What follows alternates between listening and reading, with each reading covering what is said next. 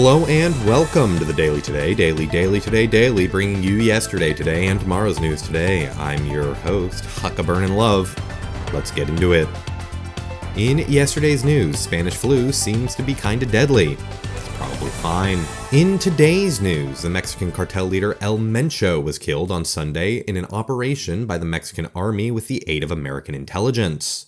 El Mencho was still shot and killed by the Mexican army. Now notice that I said with the aid of American intelligence, because apparently cartel underlings took it upon themselves to do the stupidest thing imaginable, namely aggro the entire United States military by purportedly trying to take American hostages. Clearly, they've never seen Captain Phillips. Execute!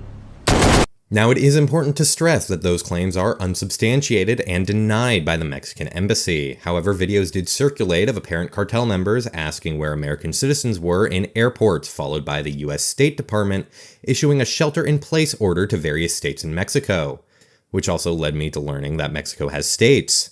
I didn't know that. I thought they had provinces. You stupid! Now, whether or not this is actually happening, we'll just have to wait and see, but I can tell you that Mexican cartel lords are fairly intelligent people, all things considered, and I'm sure they realize the deadliest thing you can possibly do is give the American taxpayer a reason to delete you from the census. In the face of death. And need I remind you that last time somebody thought they could harm American citizens en masse, we started 3 wars and toppled 7 governments across the span of 20 years. So perhaps some cartel members did try to take American hostages, only to inform their bosses and be met with this. No, God! No, God, please, no! No! However, strangely, there are people online who seem not to realize the power discrepancy of the most advanced military force literally to ever exist on Earth and a bunch of drug salesmen with military equipment. Need I remind you that the US military has been fighting guerrilla-style militants longer than most of these drug pins have been alive, first in Vietnam and then in Afghanistan. I'm gonna bomb the shit out of them. All I have to say is, good luck. In tomorrow's news, continuing with our military theme today, the buildup of absolute unmitigated hooyah in the Indian Ocean continues as the US Navy decides whether or not Iran gets to exist. Yeah, but I'll slap the shit out you, though. Reports say that this buildup includes 2 carrier strike groups with over 120 aircraft, 13 destroyers, and thousands of personnel, all of this being referred to by Pete Hegseth as negotiation.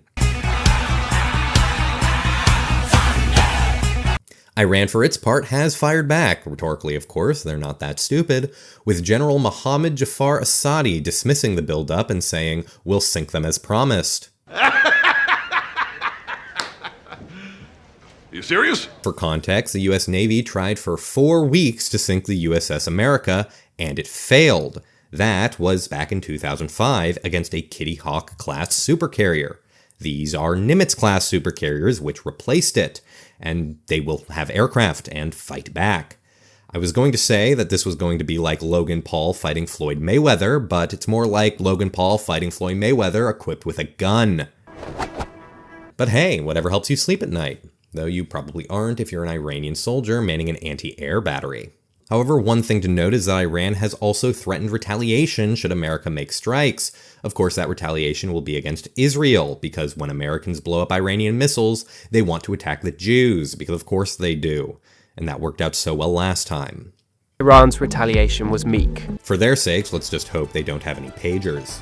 This has been the Daily Today, Daily Today Daily. Remember to like and subscribe, and tune in tomorrow for a chance to win your very own tank.